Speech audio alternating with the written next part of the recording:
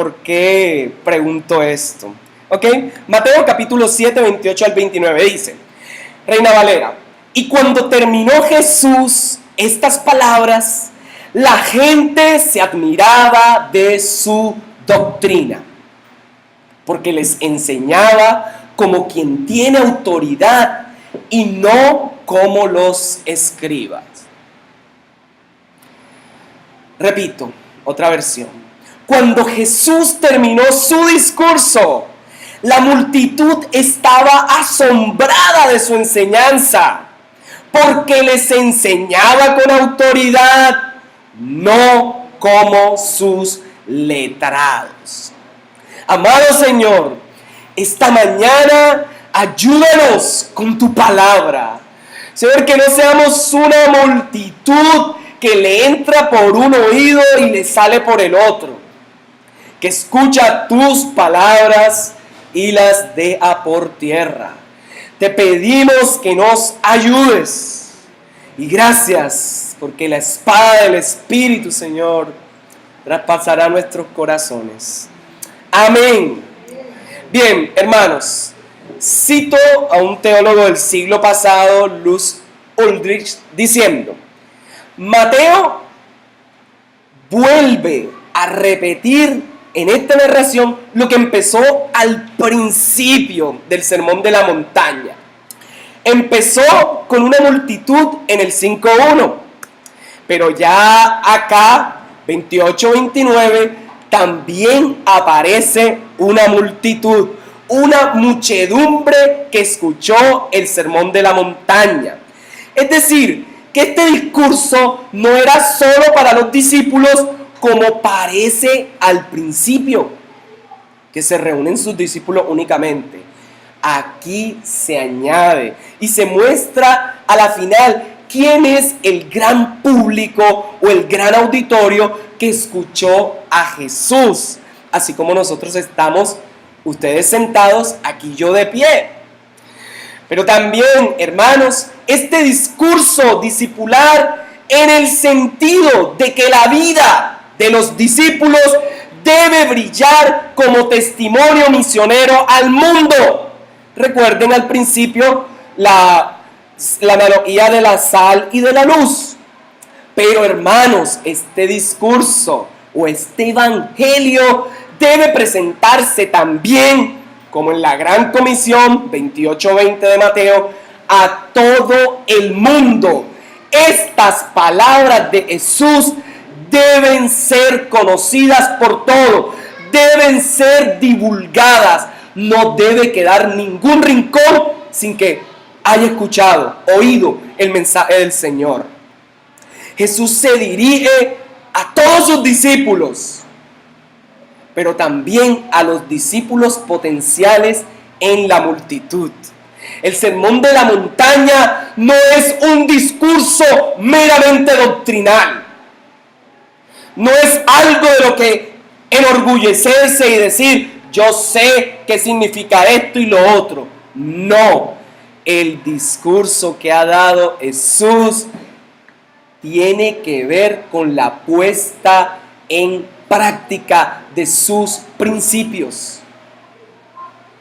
Al fin y al cabo, hermanos, de esto se trata, del reino de Dios entre nosotros, y que, como diría en una de sus parábolas, es como una masa que le echan levadura, la tapan y poquito a poquito se va expandiendo.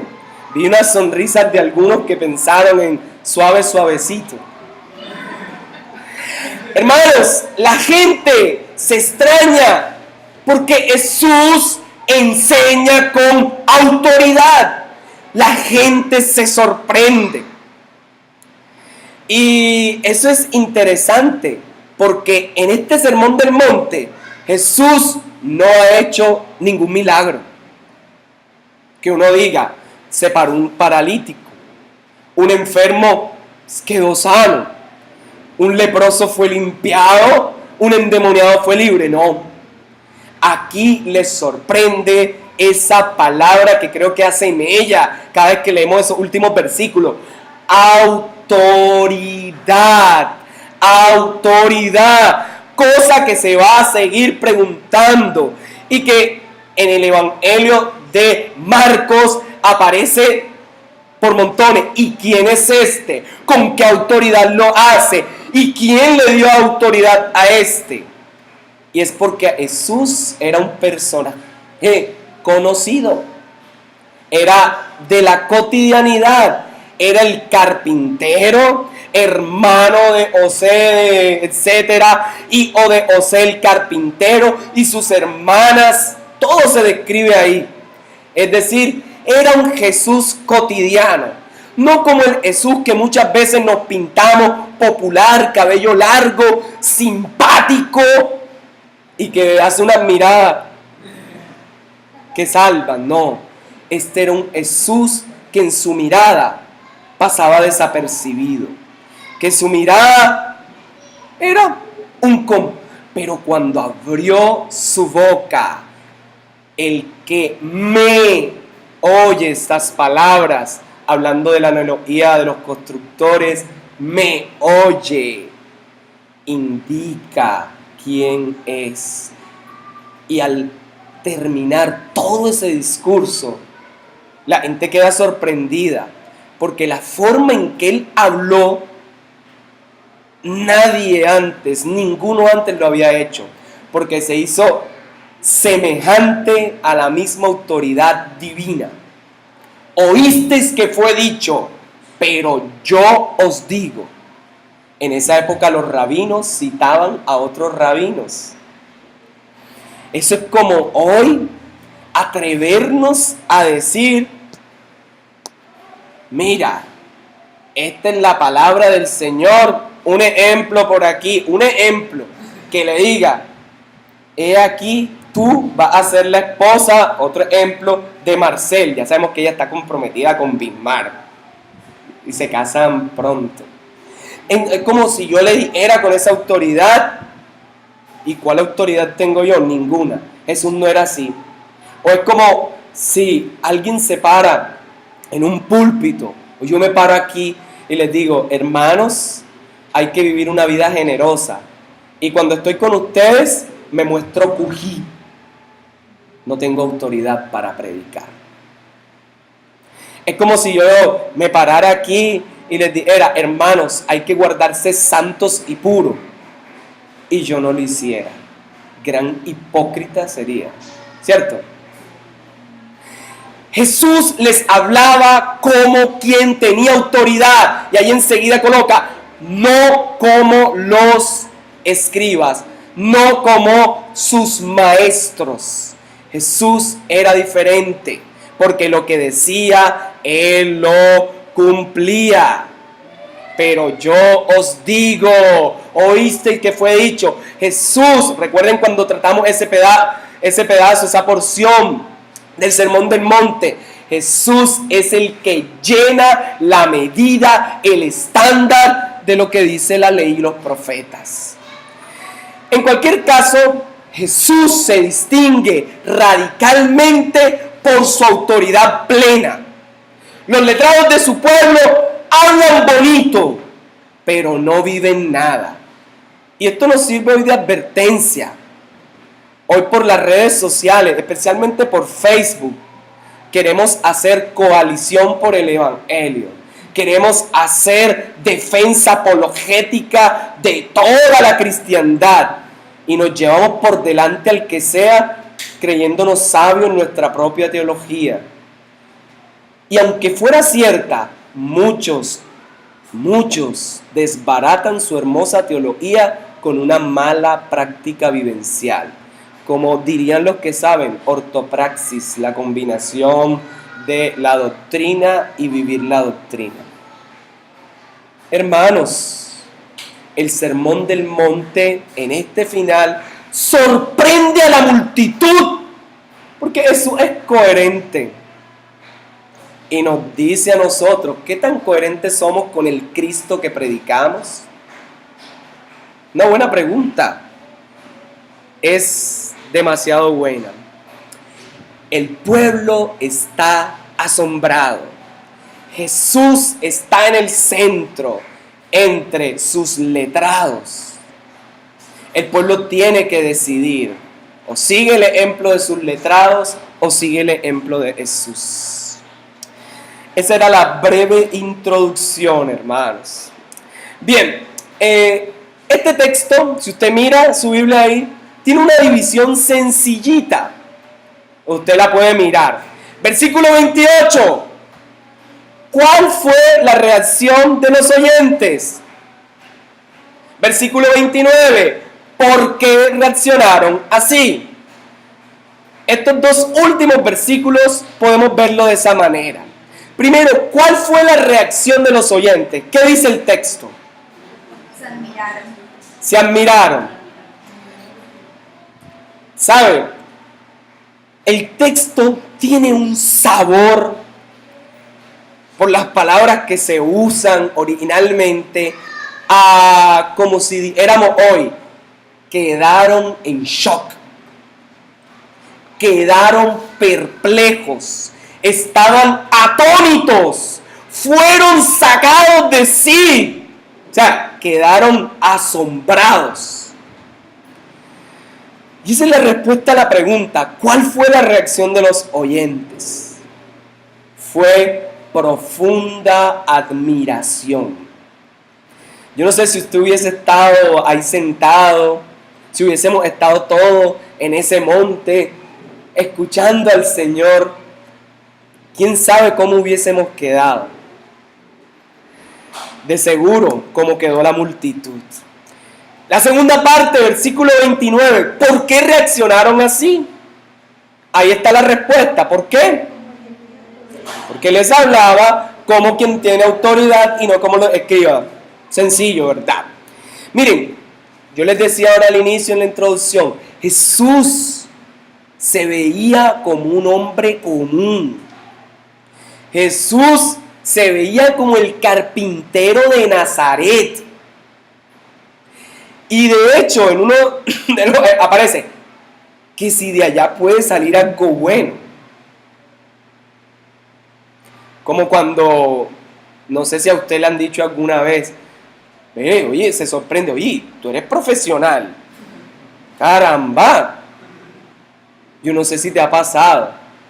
O si estuviste en el colegio y eras desordenado y todo el mundo te veía, yo no tengo esperanza de esto, los profesores te veían así y cuando te ven ahora dicen, caramba, y tienes carro, y tienes, oye, ¿tú qué hiciste? Ese parecía ser el asombro que tenían, porque era tan cotidiano. Y en algún momento él dice, no hay profeta sin honra, sino en su propia tierra. Interesante. Y muchas veces nos pasa así a nosotros, que nos ven y dicen, ay, Billy, ¿cómo creciste? ¿Y cómo estás de bonito? Tú eras maluco de niño y ahora mira cómo estás. Eso también pasa. Mis hermanos, Jesús es en el reino de Dios la autoridad. Jesús es en el reino de Dios y en su predicación el centro. Y ante Él es que debemos tomar la decisión. Hermanos, para entender mejor estos textos, yo le pido el favor que revisemos el Antiguo Testamento. Porque parece ser que Jesús ha visto en su auditorio algo que conocía que era la costumbre del pueblo judío. Por eso, vamos a ver. Miren, ayer, al igual que hoy, a muchos nos gusta escuchar la palabra del Señor para bien, para obedecerla. Pero muchos otros solo para calmar la necesidad o la voz en el corazón que dice, ve por lo menos un domingo para la iglesia para que sigas siendo cristiano. Y a veces venimos a la iglesia solo para sentirnos bien, cantando, orando, saludando, ofrendando, escuchando un sermón.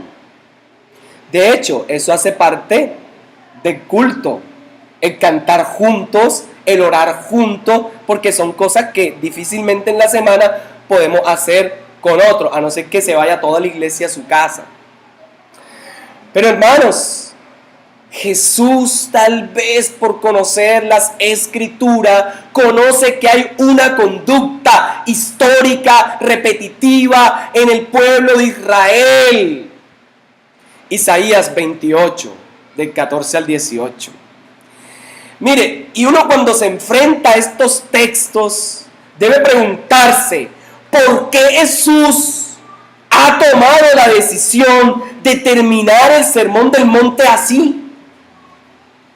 ¿Por qué Jesús quiere terminar el sermón con estas buenas advertencias? Si lo empezó con unas buenas aventuranzas. ¿Qué observó Jesús en su auditorio que lo llevó a percibirlos? Isaías 28, 14 al 18, creo que va a dar una luz. Dice así: por tanto, varones burladores que gobernáis a este pueblo que está en Jerusalén, oíd palabra de Jehová. Y espero que a esta altura se acuerde lo que vimos la vez pasada. El que oye mi palabra y la hace. Y le dice, oíd palabra de Jehová, versículo 15. Por cuanto habéis dicho, pacto tenemos hecho con la muerte, e hicimos convenio con el Seol, cuando pase el turbión del azote, no llegará a nosotros, porque hemos puesto nuestro refugio en la mentira, y en la falsedad nos esconderemos. Por tanto, Jehová el Señor dice así: he aquí yo he puesto en Sión por fundamento una piedra. Piedra probada, angular, preciosa, de cimiento estable. El que creyere, no se apresure, y ajustaré el juicio a cordel, y a nivel la justicia, y granizo barrerá el refugio de la mentira, y aguas arrollarán el escondrijo, y será anulado vuestro pacto con la muerte, y convenio con el Seol no será firme. Cuando pase el turbión del azote, seréis pisoteados. A ver, ¿se parece esto a la analogía de los constructores? Parece que Jesús mira a una multitud, mira el auditorio, a ese que versículos 28 y 29 están sorprendidos. Y este texto es interesante. Ahora, aquí uno dice, ¿quién en sus cabales hace pacto con la muerte? Pacto con la muerte ahí se refiere a Egipto. ¿Oyeron? Se refiere a Egipto. Pero hermanos, o sea, ¿qué locura es esta? El texto está diciendo, Israel prefirió escuchar el consejo del mal y se alió con Egipto, pues tenía miedo de ser destruida, y en vez de aferrarse a las palabras del Señor, en vez de agarrarse de sus promesas, de lo que Dios le ha prometido a Israel, que si se vuelven a Él, que si de todo corazón le sirven, Él los traerá a su tierra, Él les dará bendición, los hará fructíferos, etc. Todas las consecuencias de la bendición. Esto es interesante. ¿Cómo Israel prefirió eso? Aliarse. Y es que, hermanos, de esa misma forma parece que Jesús sabe que hoy muchos escuchan sus palabras, escuchan una reprensión, escuchan una exhortación, escuchan un consejo, pero la primera persona que venga y diga lo que quieren oír, a eso obedecen. Ese es el sabor del texto que podemos desayunar esta mañana. Jesús sabe que en medio de la multitud hay discípulos y posibles discípulos. Pero en el reino no basta solo con oír predicaciones en YouTube y buscar un pastor de YouTube o de página web. Se necesita estar en el cuerpo. Habrán casos extraordinarios que definitivamente no hay lugar. Está solo en un país donde no hay nadie, pero tiene sus videollamadas o hace algo.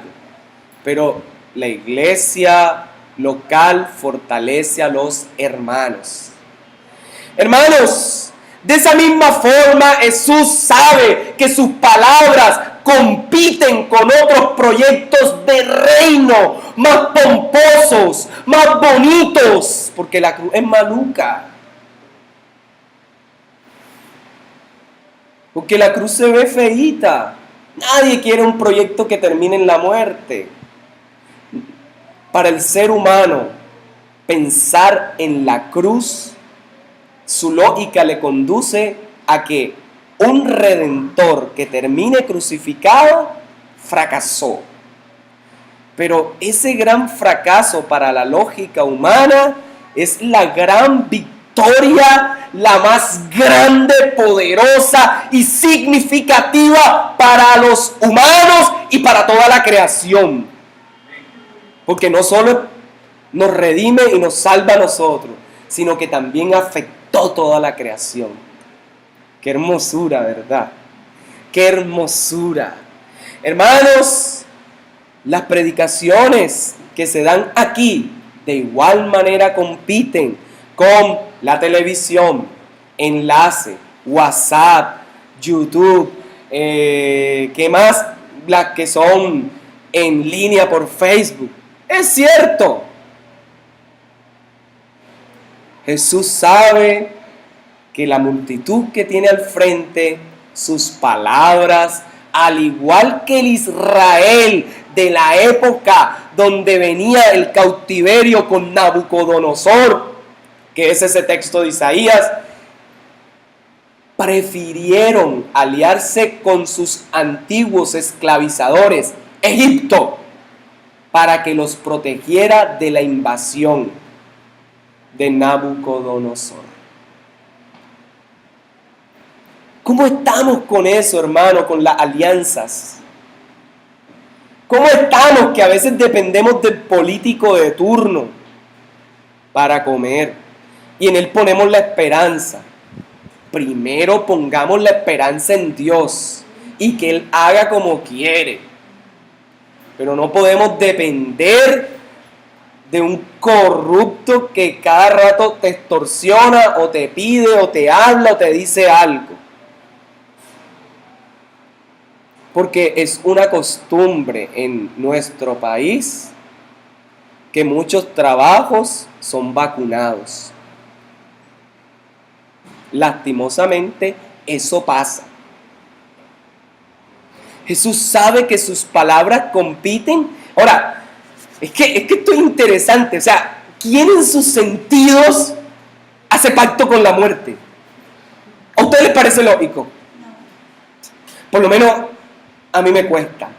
Pero, sinceramente, creo que uno inconscientemente lo sabe y lo hace. Por ejemplo, en cosas tan pequeñitas como que, ay, mira, dejaron esos lapiceros y sabemos quién lo dejó, es de esta persona.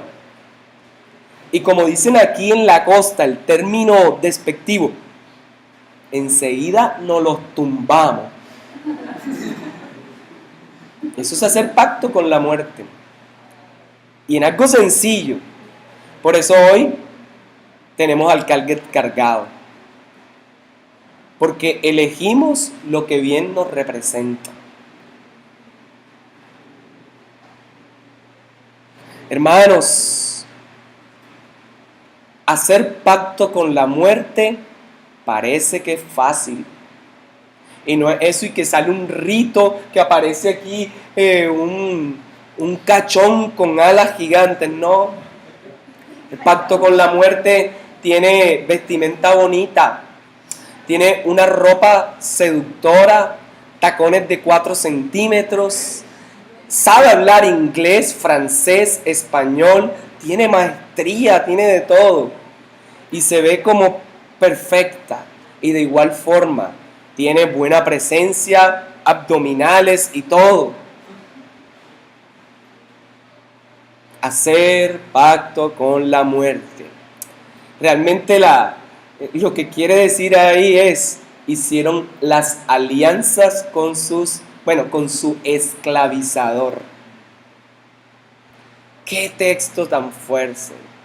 Y uno puede decir aquí con este texto, ¿será que el Señor ha detectado que históricamente al pueblo le gusta oír palabra del Señor, pero que sea únicamente conveniente? Que solo sean palabras lisonjeras, de esperanza mediata y corruptible.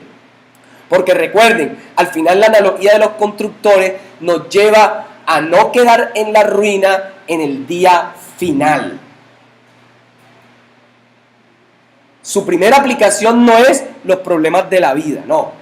Su aplicación primera es que estés de pie en el día final. Recuerden las analogías anteriores, inmediatas, las 2 advertencias anteriores van en el día postrero. ¿Qué hacemos, hermanos? Este texto suena como la radiografía del pueblo de hoy, que nos gusta oír, pero que cerramos nuestros oídos. Así se oiga paradójico. Porque preferimos oír palabras bonitas, deleitosas, para que suene evangélico, palabras preciosas, y no escuchamos cuando el Señor tiene que hacer una reprensión. Hermanos, definitivamente, ¿quién en su sano juicio hace pacto con la muerte? ¿Quién? ¿Quién puede hacerlo después de escuchar palabra del Señor? Pues esto se parece a como cuando salimos del culto y ese pecado que viene los domingos de 3 a 5 lo hacemos. O ese que viene en el horario nocturno. O eso que dije que no iba a volver a hacer en el culto y hasta lloré, lo repito. Ahí está. Hermanos, pueden ser tan atractivas y cautivantes las palabras del Seol que se peleen frente a frente con las palabras del Señor.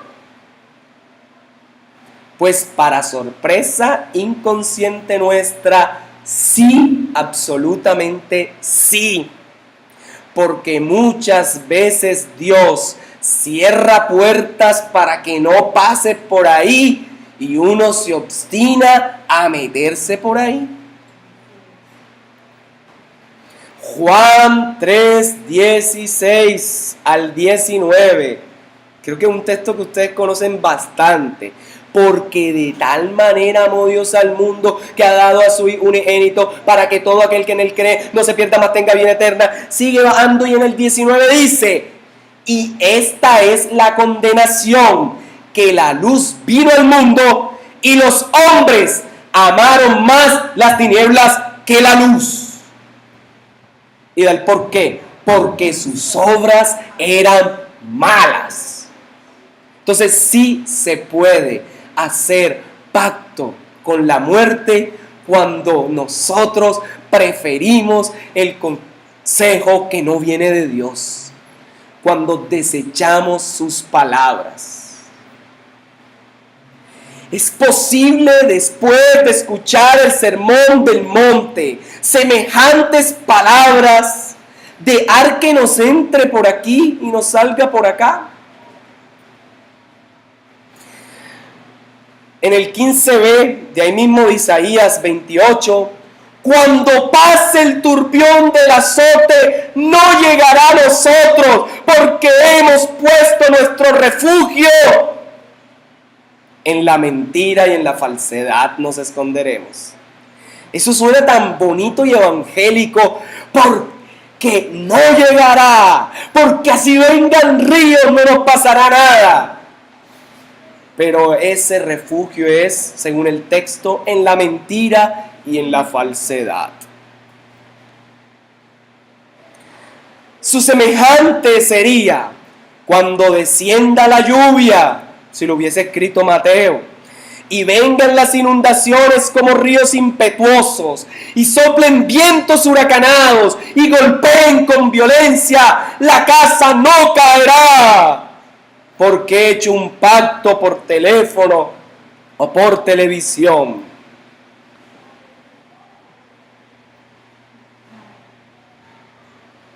Actualizando un poco más o convirtiéndola más al costeñol, cuando vengan los tiempos difíciles, cuando necesite un milagro financiero, cuando necesite solucionar un problema de salud, cuando no sienta a Dios en la iglesia, cuando mi familia me rechace, cuando no encuentre mi media naranja, mi medio limón o pomelo, haré pacto en la maratónica y pagaré por un milagro. Ese sería el equivalente. Ahora, puede que alguno, sí, efectivamente, Dios oiga y haga. Pero la esperanza inmediata a la que llama el texto es a vivir en su voluntad, porque el resto de cosas son añadiduras. ¿Acaso dice, mas buscad primeramente las añadiduras y bendiciones del reino para que la salvación por el evangelio sea añadida? No, todo lo contrario. Mas buscad primeramente el reino de Dios. Y si es la voluntad de Dios que cuando uno trabaja honradamente tenga todas sus cosas y pueda superarse. Y por eso yo les digo acá, estudie. Los que puedan hacer su maestría, háganla. Por eso me he parado aquí y le he dicho, cuando hay becas de Colfuturo y CETEX o de otra, o del DAT, aprovechen. Pero hermanos, no olvidemos lo primero. La lógica humana no tiende a confiar en alguien que no ve. Nuestros sentidos son engañosos y por eso muchas veces que Dios nos dice algo, no le prestamos atención. Preferimos esperar a aquel consejero de corazón, aquel que te dice un mensaje de automotivación que va a resolver de inmediato lo que tú querías. Pero sepa que eso no es garantía de quedar en pie en el día del juicio. Muchas veces nuestro refugio y seguridad está en la mentira, en el autoengaño, y nos hacemos creer que todo está bien, que nada está mal y que no necesitamos ayuda. Al leer el texto es claro, hermano, que Jesús está pensando en eso. El 16a del mismo de Isaías, por tanto Jehová, el Señor dice así, he aquí yo he puesto en Sión un fundamento, por fundamento una piedra probada. Por eso la analogía es, cualquiera pues que me oye estas palabras y las hace, le compararé a un hombre prudente que edificó, que fundamentó su casa sobre la roca. Hermanos, en otras palabras, mis consejos son el fundamento para encarar las vicisitudes de la cotidianidad y guardarnos para salir victoriosos en el día postrero. El Dios que tenemos ya nos ha garantizado su victoria.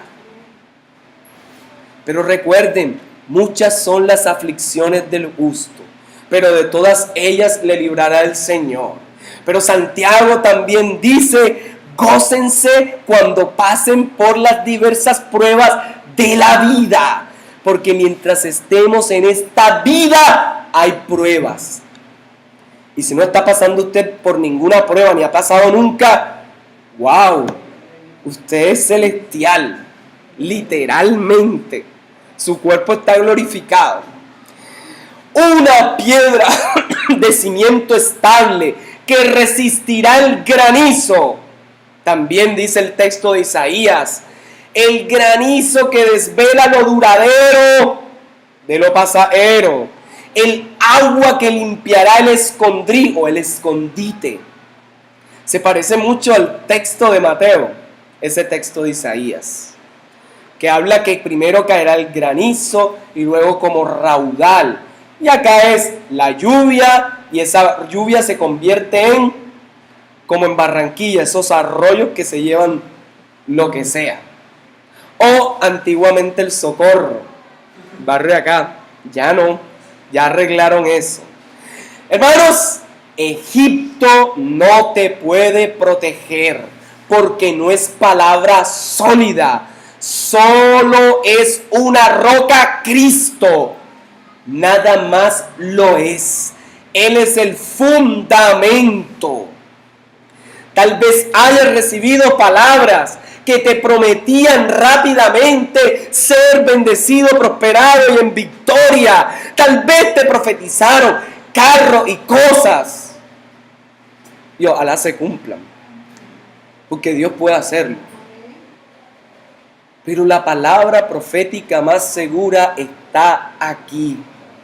Oh perezoso, ve a la hormiga, mira sus caminos, que guarda, que ahorra, que trabaja. Nos hemos acostumbrado a un evangelio de subsidios, parecido a un subsidio que hay por ahí. No lo voy a decir. Que esperamos es todo que nos lo den. ¿Y qué? No hay que trabajar. No hay que estudiar. Es como en la universidad algunos alumnos no estudian y después, profe, fue que estuve muy ocupado y esto y lo otro. Y yo, bueno, yo también, ahí está el resultado. Hermanos, esto es de cuidado. Todo eso se llama añadidura. Y usted sí lo puede tener, pero es que las cosas estén bien ordenadas, que las prioridades estén bien hechas. Porque nos han enseñado al pueblo evangélico a ser perezoso, a solo decir, Señor, dame esto, y a no trabajar. Nos han enseñado, Señor, mándame esa princesa que viene en caballo rosado, o las mujeres, mándame ese príncipe que viene en caballo azul dorado. Y no buscamos la persona idónea para casarnos. Que tenemos algún problema en el matrimonio y estamos esperando que la otra persona, el cónyuge que me ofendió, sea el que, como me ofendió, ese es el que tiene que ponerse la pila. No. Si usted sabe que alguien tiene algo en contra suya o está peleado, vaya y trate de arreglar. Pero a veces somos faltos de iniciativa. Cada vez que viene un problema, muchos creyentes se apartan, desaparecen. Es tiempo de dejarnos confrontar con la palabra del Señor, no con la palabra de Egipto, como diría Isaías. Una más del Antiguo Testamento y pasamos al Nuevo. Ezequiel 33, del 30 al 33. Es un trabalengua. Ezequiel 33, del 30 al 33. Ahí lo tienen. Dice así, voy a leerlo nuevamente en Reina Valera. Y me van a decir si se les parece al sermón o también del monte. sobre todo esta última parte.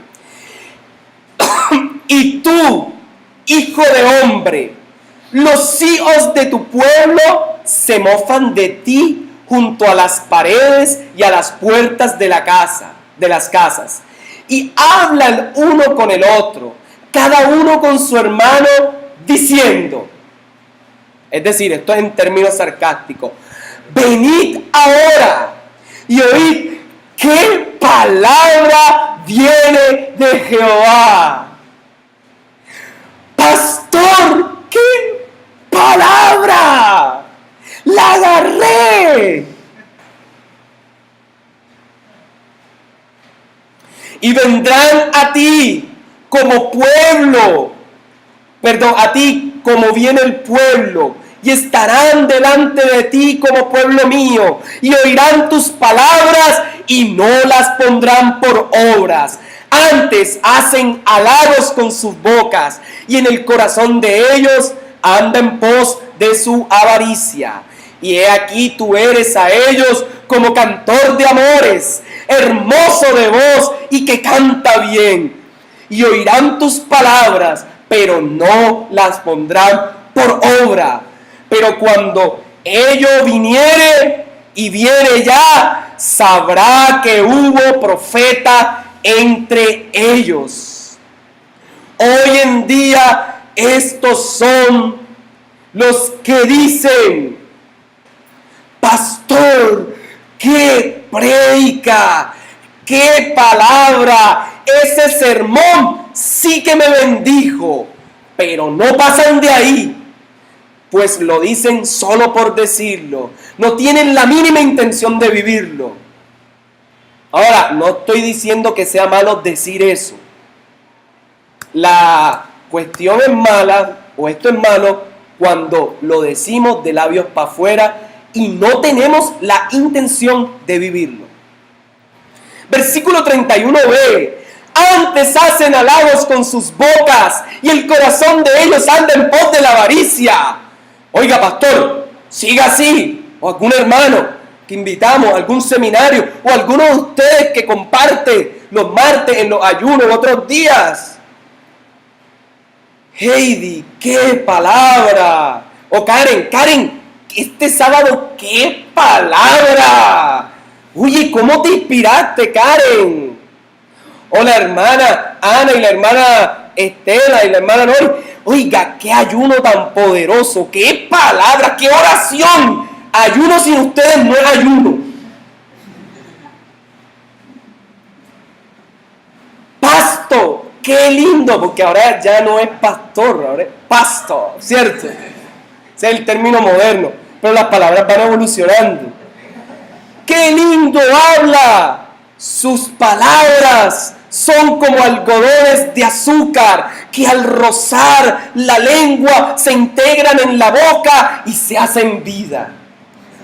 Oiga.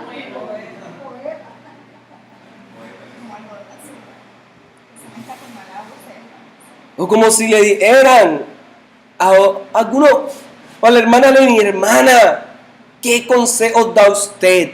Escribas un libro de proverbios.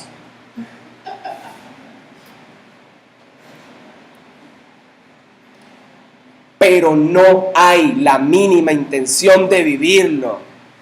Es que los cultos sin Sadrach, sin Andrés, sin Marcel, sin Heidi, sin Karen, no son lo mismo. No, esa alabanza no es igual. Ajá, y el día que ellos se vayan juntos a un retiro, o se vayan con todos los jóvenes, y quede aquí yo con la voz ronca y la guitarra. O el día que palmiemos nada más. Así es. Versículo 32b de Ezequiel, la parte B. Y oirán tus palabras, pero no las pondrán por obra. Jesús sabe que muchos de la multitud que tenía al frente iban a desperdiciar su mensaje, y por eso les habla de esa manera. ADN, árbol de vida para las naciones. ¿Qué vamos a hacer con tanta palabra de Dios que nos ha dado?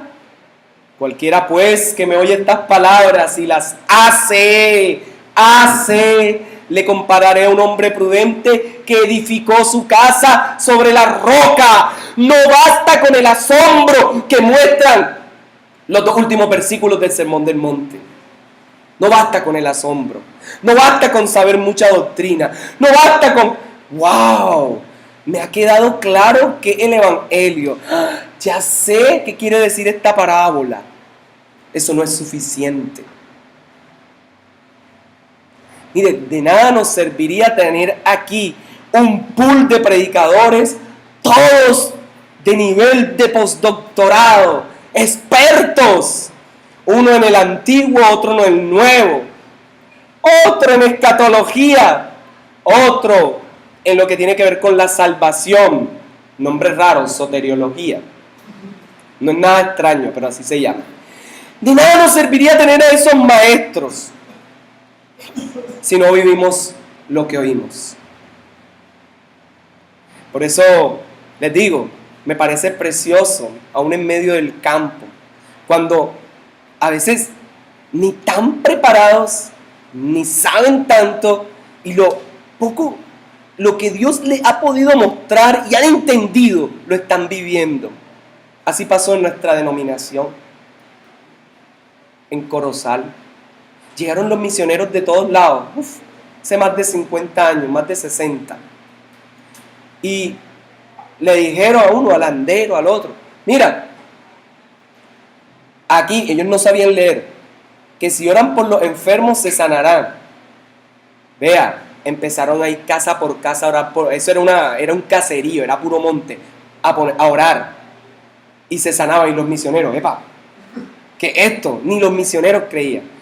Les leyeron lo que decía en Pentecostés. Y como venían bautistas, venían de otras corrientes que decían, bueno, ya no hay esas manifestaciones. Empezaron a ver que hablaban en lengua, que hacían otras cosas. ¿Y esto qué es? Tuvieron que volverse a Estados Unidos y preguntar. Y allá mismo le dijeron, mira, no podemos detener lo que Dios quiere hacer, pero sí, centrado en la palabra, guiar todo esto. Hermanos, ¿qué vamos a hacer con tanta palabra? Hay muchos que escuchan y obedecen las palabras del Señor. ¿Qué vamos a hacer con el Sermón del Monte hoy? ¿Qué haremos con las palabras de Jesús? Versículo 33 de Ezequiel 30 dice, pero cuando ello viniere, y miren el paréntesis, y ya viene, sabrán que hubo profeta entre ellos. La prueba que hubo profeta es ese turbión del azote, la tempestad en aquel día. Que hoy Jesús nos vea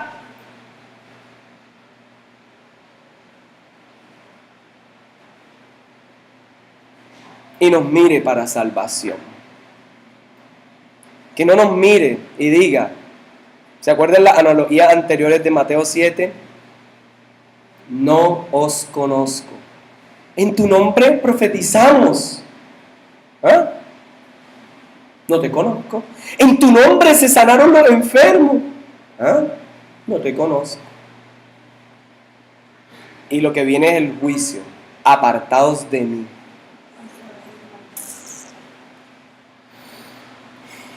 Hermanos, en el Nuevo Testamento, para concluir, una de las diferencias entre Jesús y los maestros de la ley, Mateo 23 del 1 al 3.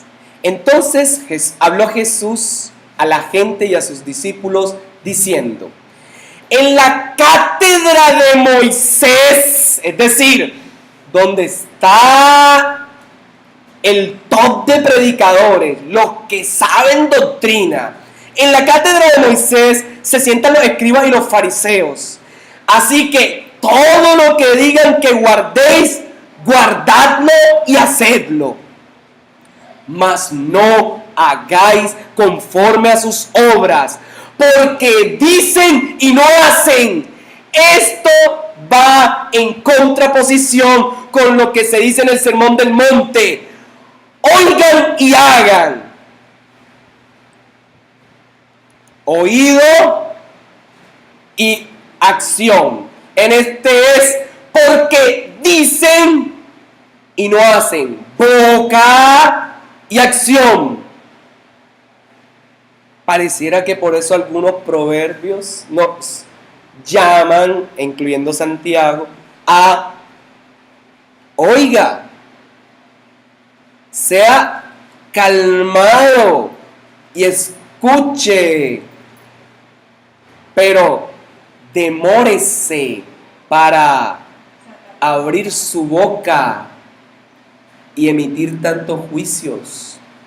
Sea rápido para oír, pero demórese para hablar, porque muchos dicen y no hacen, y esos son los que están sentados en la cátedra, en la universidad de Moisés.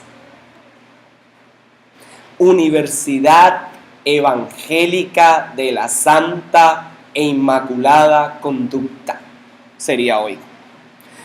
Tal vez estamos llenos de una tradición evangélica viciada, dominguera, sin compromiso con la obra del Señor. No es suficiente con venir a los servicios, hay que servir. Es hora de unirnos en trabajo. Hemos empezado con los jóvenes, con los músicos. Estamos llamando a los estudios bíblicos. Estamos llamando a toda clase de cosas. Lo que quiero decir ahora, inmediatamente, lo que voy a decir ahora, no me lo malinterpreten, para los que vean también la grabación. Pero viene gente de Barranquilla, de Santa Marta, de Valledupar, de todos lados, a ver el Papa, y muchas veces no venimos a la iglesia por cualquier cosita.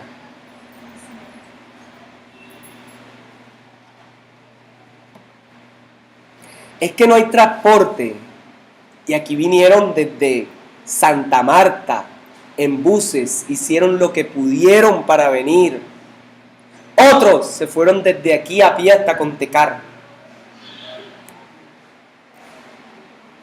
Pero el evangélico de hoy quiere aire, sillas cómodas, predicaciones livianas, muy cortas, máximo de 15 minutos. Se puede un día.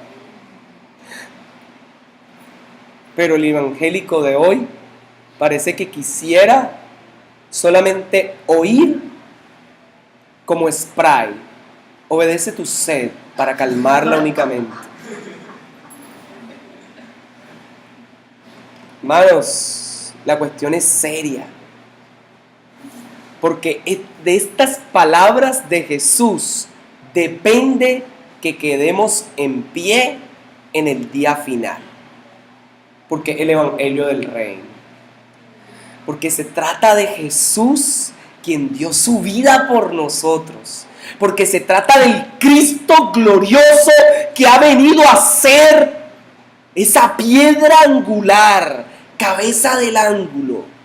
Construir en Jesús no es orar para que caigamos sobre una piedra, es actuar día tras día con nuestro testimonio. Jesús no terminó el sermón del monte así: Padre amado, yo oro para que todos estén sobre la roca. No, porque aquí no se trata de eso. Se trata de manos a la obra. ¿Podemos orar por ti? Sí.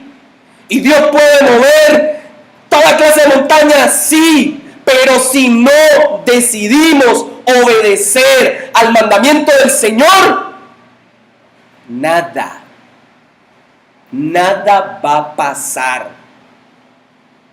Nada. Podemos hacer canastas de amor. Hoy está llena. Gloria a Dios. Pero si no damos del fruto de nuestro corazón, de la salvación que está en la canasta de nuestras vidas al que nos rodea, esa canasta es solo obra social entonces. Si en tu profesión, si en tu lugar de trabajo, así sea en tu casa, no estás trabajando como para el Señor, entonces no estás sobre la roca. Si estás perdiendo el tiempo en el trabajo porque sientes que te pagan poquito, no estás sobre la roca. Si quieres hacer cualquier cosa para tu marido o para tu esposa, porque ya salí de él y de paso no estás trabajando como para el Señor. Es que no se lo merece, pastor. ¿Quién dijo? No. Así es. Hermanos, lo único que puede cambiar una conducta es oír y obedecer las palabras del Señor. En este caso, esta exhortación. Hermanos, el último recurso de Jesús fue usar la espada del Espíritu, su palabra, en forma de una analogía que podían conocer. Estos días tenemos huracanes, tenemos uno que ya pasó a categoría 5. Terrible todo eso, tenemos un terremoto. Y aquí hemos orado, algunos han dado dinero, han consignado, para otros. Pero la desgracia más grande que puede venir sobre la vida de un ser humano es oír la palabra de Dios y no ponerla por obra. Eso dice si estamos o no sobre la roca. Amado Señor, gracias. Gracias, Señor, por tu palabra. Gracias, Señor, por tu preciosa palabra viva y eficaz. Gracias, Señor, porque nos llamas a no construir sobre la arena que está en la playa de Boca Grande, o de La Boquilla, o de alguna de nuestras islas, que cuando viene la marea se la lleva, porque no puede sostener, porque no es sólida, porque no es un fundamento sólido, fuerte. Perdónanos, porque muchas de las cosas en las que estamos cimentados son fundamentos de gelatina. Perdónanos, porque algunas son como la cera, está dura en el momento, pero al más mínimo calor de la prueba se derrite y se cae nuestro proyecto de vida. Señor, que la tentación del camino fácil, ancho, que aparentemente se ve como roca, no nos haga sucumbir. Señor, que ante la inmediatez de necesitar un milagro, no nos dejemos llevar por las carretas de los falsos profetas. Señor, que no nos dejemos llevar aún por nuestros propios consejos, porque hay caminos que al hombre le parecen buenos, pero su final es camino de muerte. Señor, nos enseña que no es suficiente con cavar un poquito, sino que necesitamos profundizar nuestra intimidad contigo, en la roca eterna. Señor, las palabras del Sermón del Monte, que abren y cierran, son decisivas. Bienaventurados, nos han mostrado la bendición de ser parte de tu reino, que aun cuando nos vituperan, hablan mal de nosotros mintiendo, somos bienaventurados. Que son bienaventurados, Señor, los que reconocen que necesitan de ti. Pero también nos adviertes sobre la ruina. Y como en Deuteronomio, en Josué, estas palabras hacen eco. Escojamos la vida, no la muerte. Escojamos hoy a quien servir. Como dijo Josué, mi casa y yo serviremos al Señor. Oramos, Señor, por los que en México, en medio de este terremoto, Señor, se ha derrumbado sus casas. Te rogamos que fortalezca a todos los mexicanos, Señor, que han perdido sus seres queridos. Los que se han quedado atrapados y no los han encontrado. Señor, guárdales de las réplicas, pero guárdanos a nosotros del gran terremoto que pueda derribar nuestras vidas y nos halle sin Cristo. Que estemos en el fundamento sólido para cuando vengan los ríos, las tempestades, se formen, Señor, esas caudales, no destruyan nuestra casa. Señor, Padre, que esa obra que el Hijo ha hecho por nosotros y que tu Espíritu que nos ha regenerado sigue trabajando, no la dejemos tirada. Que las circunstancias difíciles de la vida, que las pruebas duras, no nos las traguemos solos, sino que te las digamos a ti. Y hermano, te invito a que hables con el Señor. No te tragues solo el problema, pero también habla con tu hermano, con tu líder, con una persona sabia. No te tragues solo el problema.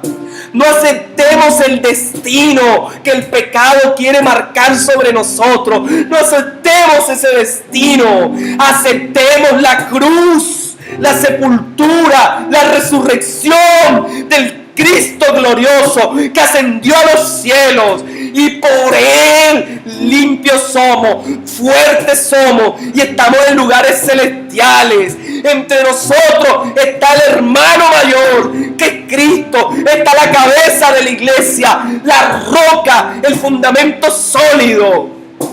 Y Jesús es nuestro vínculo más fuerte con el Padre. Si hay una oportunidad para todo aquel que pasa por calamidades de la vida y no salir arruinado, esa es Cristo, ese es Cristo. Esa es la oportunidad más grande. Precioso Jesús, te adoramos, te adoramos.